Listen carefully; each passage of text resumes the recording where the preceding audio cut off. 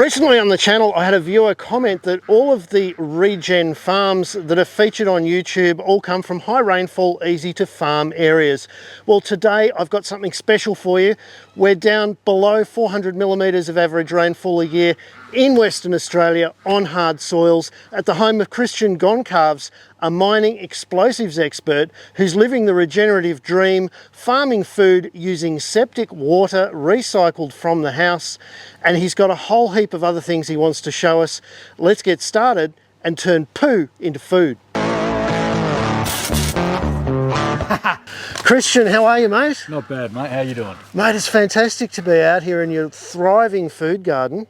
Mate, you're turning waste, human waste, and we're talking kitchen, we're talking toilet, we're talking shower, we're talking everything, into food, and it's legal. It is. It is 100% legal, signed off with local governments. We are recycling 100% of the water that comes from our house. Yep. Whether it's grey or black, it gets treated through the all in this? All in the system, all in one system, and then pumped out over to our food forests. So tell me a little bit about the system. What is it and how does it work? Okay, so everything comes out of our house into the septic system. Okay, so you got two standard septic tanks? Two standard septic tanks that catch the bulk of the heavies. You know, obviously you know what we're talking about. Yes. And then the water will flow down into the system where it gets treated with microbes to further break that down. Yep. And then that's in these tubs here, I assume? Yep, they're separate vessels. Yep. It then overflows into this vessel where the microbes further break it down. Okay. And then in the last vessel, it's all aerated and chlorinated and then pumped out for use. Now there's a bit of electrical consumption here, I assume, but you could run that off a few solar panels and a battery, I imagine, for people who wanted to go off-grid. I imagine off-grid people would be able to run it pretty easy. It's got a air pump which consumes about 80 watts. Of electricity, and then whatever for the pump, you could size an inverter relatively easy with small panels. Now, how important is it for you in this area for your household food supply to have a system like this that recycles all your house water? Being that we don't have much rainfall in this area, we have to rely on any sort of water source that we can get. If we can recycle even a drop out of the house, that's food for my family. And good food, nutritious food. Good, nutritious food. You never have to fertilise your ground. Everything is broken down and made plant available as soon as it comes out of the system. You have a few deficiencies in your plant, take a few multivitamins. Go to the toilet. Go to the Problem toilet. solved. You've sorted your problems out in your garden. Now this does have a chlorination system on it to be legal. Yes. You can't let bacteria go into your food garden. It's also advised that you don't grow root crops in the food garden. Is that correct? That's correct.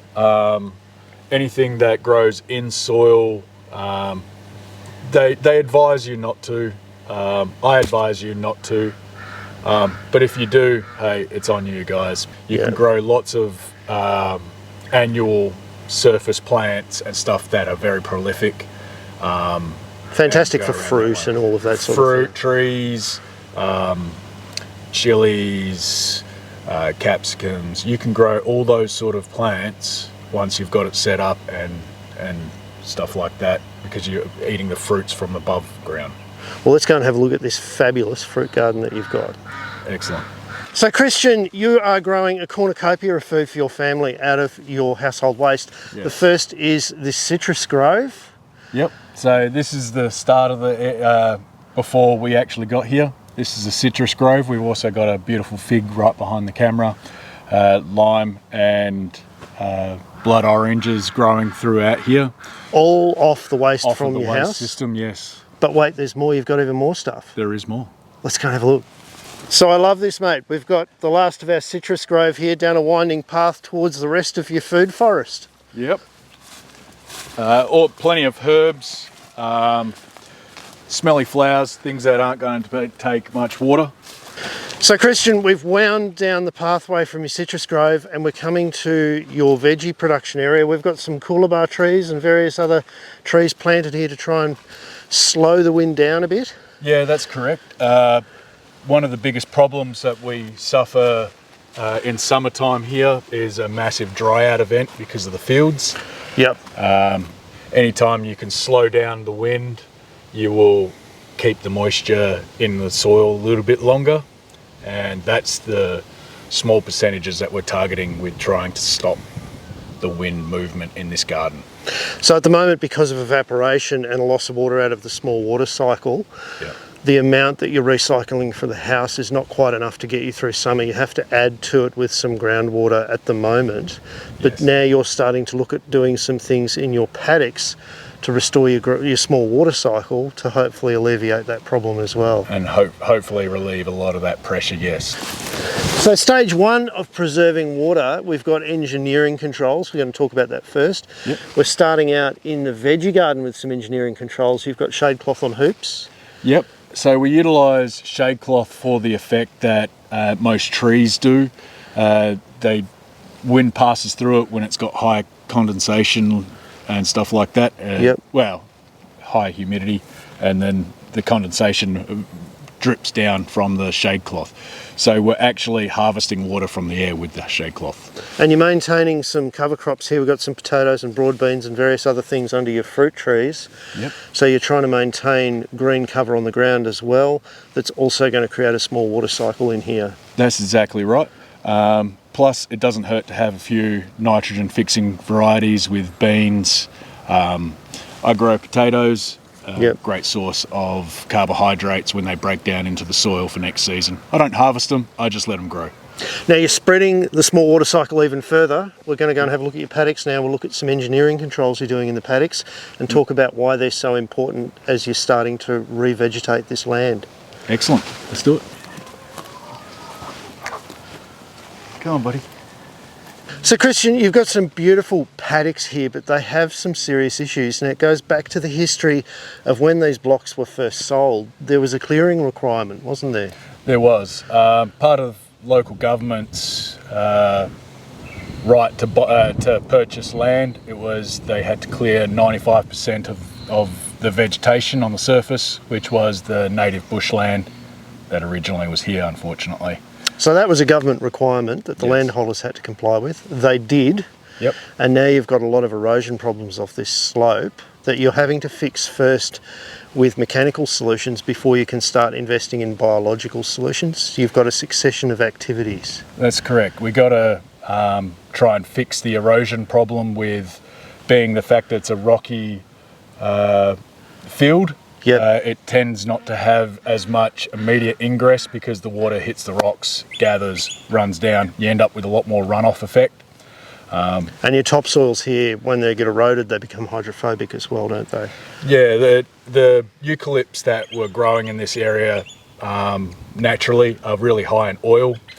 And as the lignin breaks down and stuff like that, it doesn't break down the oil, which makes the soil hydrophobic. Now, past owners of the property have tried to tackle this solution in a way that is popular with a lot of people. Hello, Lambert. They've invested in putting in some swales, but those swales actually trap and divert the water and concentrate the flow and create further erosion problems down the hill. You're going away from that and you're going towards contours just to spread and slow the water? That's correct. Because of the runoff events, we're not looking to store the water, because if you store water or any natural environment, you need to engineer ways to hold it. We're not in that capability at this point in time, so slowing it down to keep the water on the surface so it soaks into the ground where we want it is the best plan that we can attack. You've started doing that on the higher side of the property and you've got plans to continue doing that, but that's already leading to some benefits further down the slope where you've got more stable soils and you're able to invest in some biology down there. Yes. Besides Lambert. So let's go and have a look at that biology now. And you've done something really interesting with weed control and planting other plants to take control of weeds. I'm really keen to see what the result's been. Sweet as, let's go.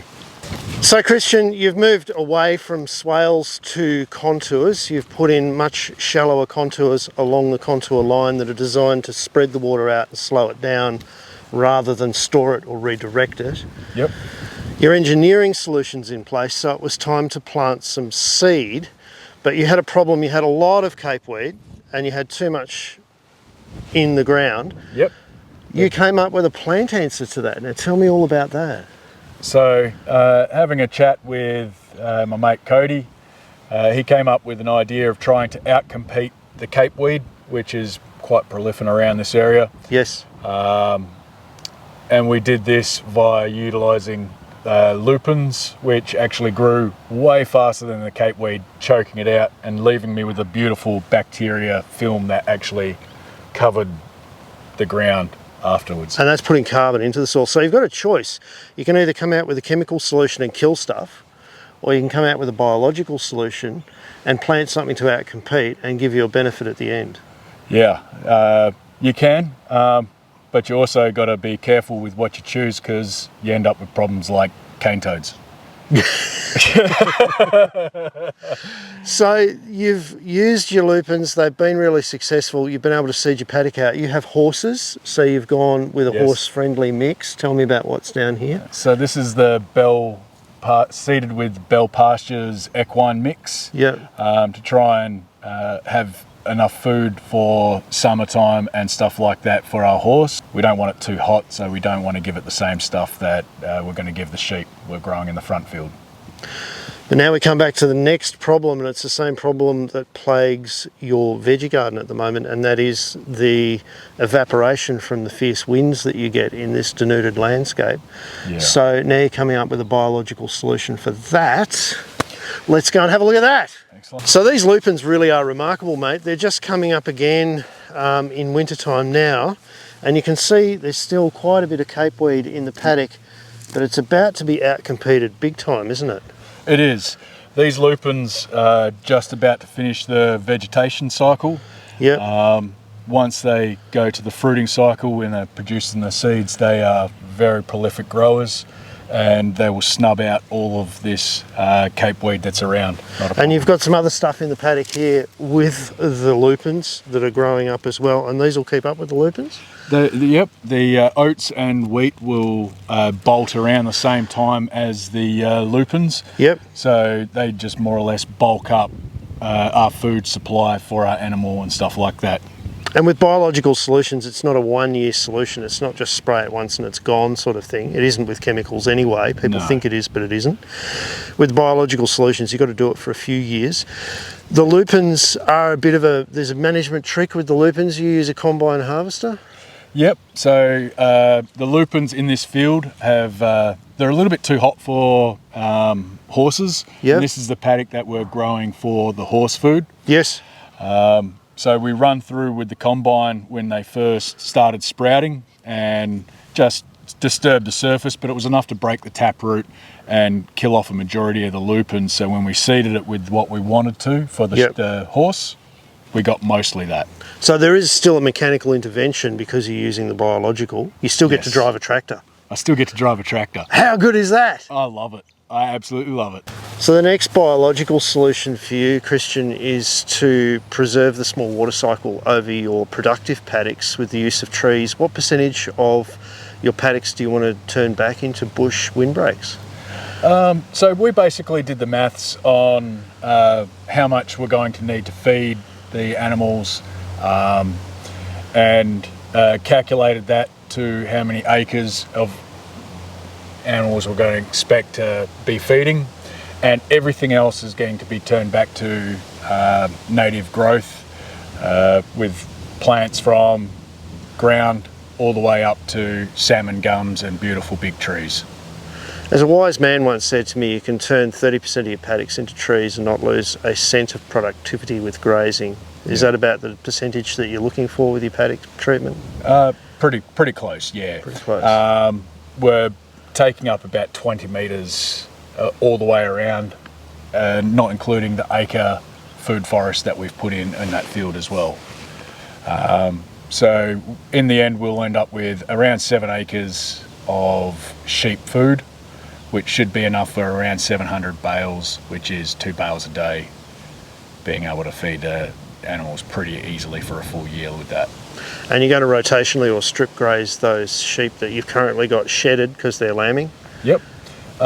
So we are going to section off parts of our paddock after we've harvested, and they can eat the stubs and stuff like that. We'll rotationally move that down so we don't have too much animal action on the ground in certain spots for too long. Well, mate, you've only been here for 2.5 seasons, as you've said, but you're well on the way to making some fantastic inroads, not only with mechanical interventions, biological interventions as well. I can't wait to see how the journey goes for you. Every action you take can either result in a resounding success or a failure that you can learn from, but that's all part of the journey, isn't it? That's exactly right. A failure is not necessarily a failure, it's a learning point. You just need to treat it the right way and be open to changing your mind on something. Don't be so set that this is going to be what's going to fix your problem. Monitor it and be open to change. Regen Ag on less than 400mm a year. Well done, mate. No worries, thank you. Guys, send this video to someone who doesn't think you can do Regen Ag in areas of less than a metre of rainfall a year. And if you like this kind of content, hit the little subscribe button, give it a thumbs up. There's plenty more on the channel. I'll see you next week with something else. This video has been made possible by RegenWA through their Make Your Hectare Count program, and that's been funded by the West Australian State Government's state NRM projects. If you like this kind of video, check out the link below for lots of resources and more videos like it.